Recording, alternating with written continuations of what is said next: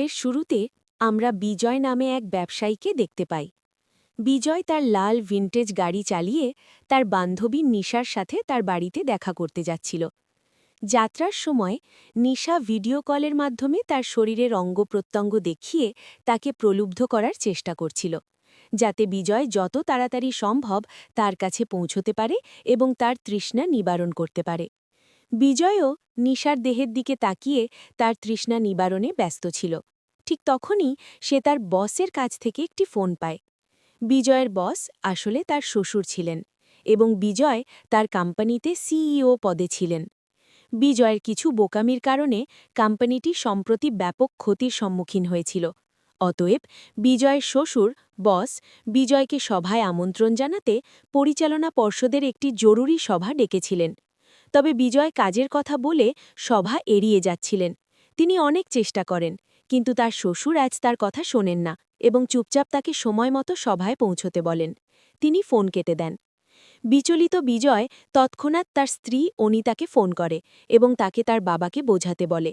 কিন্তু অনিতা নিজে, যিনি পরিচালনা পর্ষদের সদস্য ও সভায় যোগদানের কথা বলেছিলেন, তাই তিনিও বিজয়ের কথা শোনেন না। বিজয় বুঝতে পেরেছিলেন যে সভায় যাওয়া ছাড়া তার আর কোনো উপায় নেই।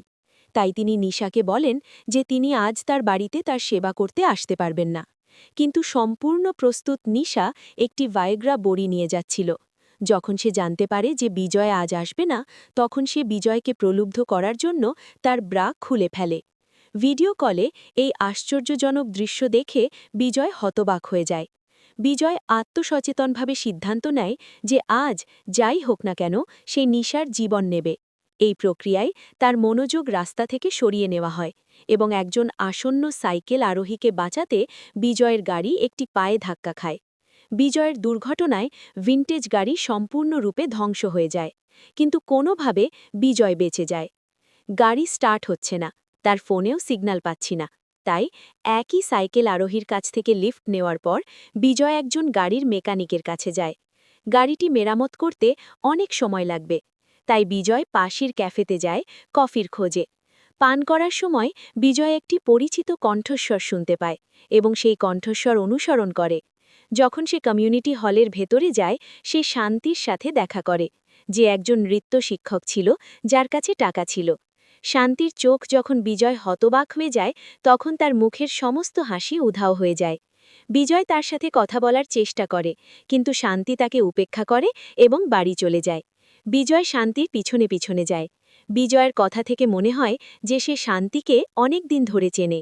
এই মুহূর্তে বিজয়ের হাত থেকে সমস্ত কফি ঝরে পড়ে এবং শান্তির ব্লাউজে পড়ে, যার জন্য বিজয় ক্ষমা চায়। তবে বিজয়ের চোখের লালসা দেখে কেউ অনুমান করতে পারে যে সে ইচ্ছাকৃতভাবে এই পতন ঘটিয়েছে। শান্তি বিজয়কে বলে যে তার চলে যাওয়া উচিত, না হলে তার দেরি হয়ে যাবে। ঠিক তখনই পাশ দিয়ে যাওয়া একজন পুলিশ তাদের দেখতে পায় এবং তৎক্ষণাৎ বিজয়ের কাছে আসে, তার পিঠে লাঠি দিয়ে। কিন্তু আমরা সবাই জানি যে ওপরতলার ভাই ততক্ষণ পর্যন্ত তার গাড়ি সরায় না যতক্ষণ না তারা ওটিপি পায়। তারা ইন্সপেক্টর ইন্দ্রজিৎ সিং প্রথমে শান্তিকে জানার চেষ্টা করে যে বিজয় তাকে বিরক্ত করছে কিনা, যার জবাবে শান্তি বলে যে বিজয় কেবল তার সাথে কথা বলার চেষ্টা করছে এবং সে বিজয়কে চেনে, তাই চিন্তার কিছু নেই। এই কথা শোনার পর ইন্সপেক্টর বিজয়ের নাম এবং ঠিকানা নিয়ে চলে যায়। শান্তি তারপর বিজয়কে তার সাথে তার বাড়িতে নিয়ে যায়। আসার পর বিজয় প্রথমে শান্তিকে জিজ্ঞাসা করে যে সে 10 বছর আগে হঠাৎ কোথায় নিখোঁজ হয়ে গিয়েছিল। আসলে 10 বছর বিজয় এবং শান্তির বিয়ে হয়েছিল, কিন্তু একদিন শান্তির হঠাৎ নিখোঁজ হয়ে যায় এবং 10 বছর পর তারা আবার মিলিত হয়। শান্তি স্নান করতে যায় আর বিজয় কফি বানাচ্ছে তা তৈরিতে ব্যস্ত হয়ে পড়ে।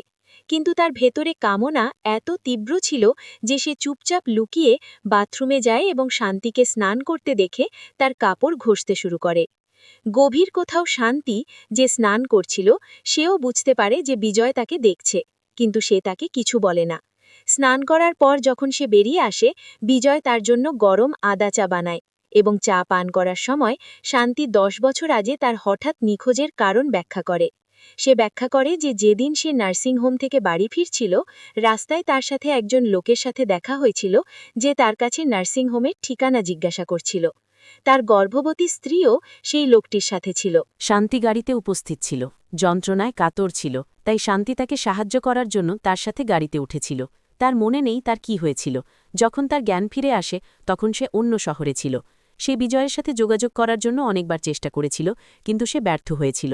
সে অনুভব করেছিল যে হয়তো কেউ তাকে হত্যা করতে চেয়েছিল, তাই সে খুব ভয় পেয়ে গিয়েছিল এবং এই শহরেই স্থায়ীভাবে বসবাস করতে শুরু করেছিল। বিজয় শান্তিকে জিজ্ঞাসা করে কেন সে সেদিন নার্সিংহোমে গিয়েছিল। তারপর শান্তি তাকে বলে যে সে গর্ভবতী ছিল এবং বিজয়কে অবাক করে দিতে যাচ্ছিল। যাই হোক, গর্ভপাতের কারণে শান্তি তার সন্তান হারিয়ে ফেলে। এই সময়ের মধ্যে বিজয় এবং শান্তি ঘনিষ্ঠ হয় এবং তারা ঠোঁটে কথা বলে। তারপর শান্তি নিজেকে নিয়ন্ত্রণ করে, বিজয়ের কাছ থেকে দূরে সরে যায় এবং তাকে তার নতুন জীবন সম্পর্কে জিজ্ঞাসা করে। তারপর সে তাকে বলে যে সে পুনর্বিবেচনা করেছে, সে তার সহপাঠী অনিতাকে বিয়ে করেছে এবং এখন তার দুটি ছেলে আছে যারা পঞ্চম এবং অষ্টম শ্রেণীতে পড়ে। সে তার শ্বশুরের কোম্পানির সিইও হয়ে গেছে।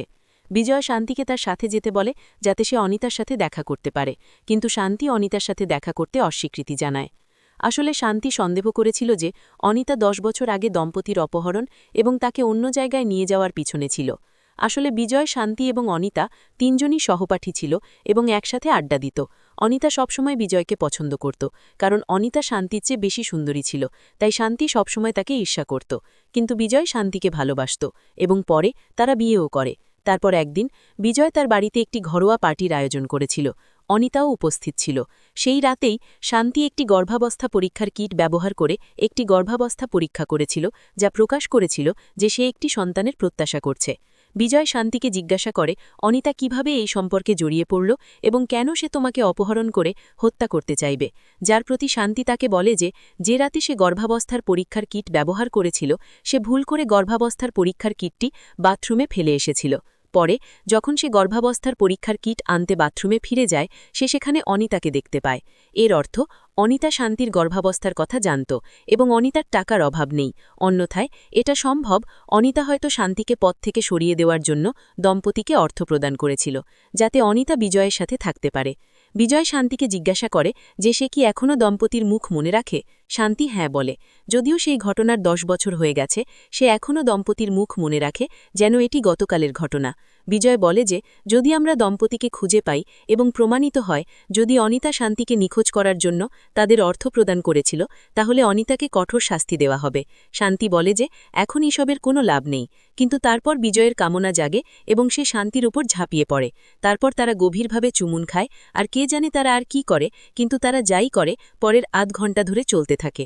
শেষ করার পর বিজয় একটি গভীর শ্বাস নেয় এবং শান্তি তার কোলে মাথা রেখে বলে যে শেষবার আমরা এটা করেছিলাম, আমি সরাসরি গর্ভবতী হয়ে গিয়েছিলাম।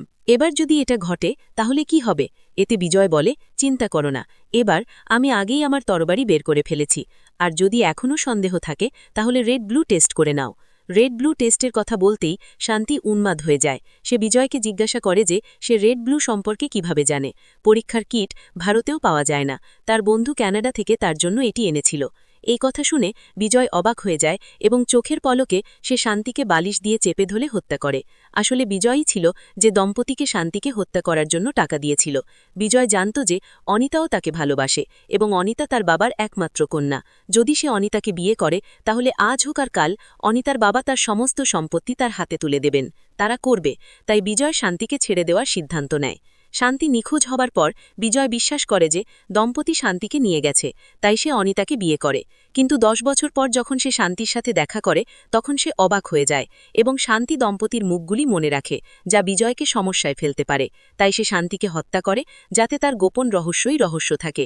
বিজয় চলে যাওয়ার আগেই পুলিশ ইন্সপেক্টর ইন্দ্রজিৎ তার সাথে দেখা করতে শান্তির দরজায় আসে, কিন্তু অনেকক্ষণ দরজা ধাক্কা দেওয়ার পরও যখন কেউ সাড়া দেয় না তখন সে পরে ফিরে আসার সিদ্ধান্ত নেয়। কোনায় লুকিয়ে থাকা বিজয় যখন চলে যেতে শুরু করে একটি প্লেটে আঘাত করে এবং মাটিতে পড়ে যায়। সে প্লেট ভাঙার শব্দ শুনতে পায়। ইন্সপেক্টর ইন্দ্রজিতের কান উত্তেজিত হয়ে যায়। সে তৎক্ষণাৎ বাইরে বেরিয়ে যায়। দরজার নিচে রাখা একটি ডুপ্লিকেট চাবি ব্যবহার করে বিজয় দরজা খুলে দেয় এবং ভেতরে প্রবেশ করতে শুরু করে, কিন্তু বিজয় জানালা থেকে লাফিয়ে বাইরে বেরিয়ে যায়। যেখানে তার গাড়িটি দুর্ঘটনার কবলে পড়েছিল সেখানে দৌড়ে গিয়ে সে দেখতে পায় কিছু লোক তার গাড়ি থেকে একটি মৃতদেহ বের করতে ব্যস্ত। সে আর কেউ নয়, বিজয় নিজেই ছিল। যাও, নইলে দেরি হয়ে যাবে। তোমার পাশে শান্তিকে अपना দেখে रेत हो जाओगे। বিজয় চিৎকার अपने করে ওঠে बगल में আর शांति को এই देखकर গল্পটা विजय की এখানেই चीख শেষ निकल হয়ে पड़ती যায়। है। থাকলে অবশ্যই আমার চ্যানেলে সাবস্ক্রাইব করতে ভুলবেন না কিন্তু।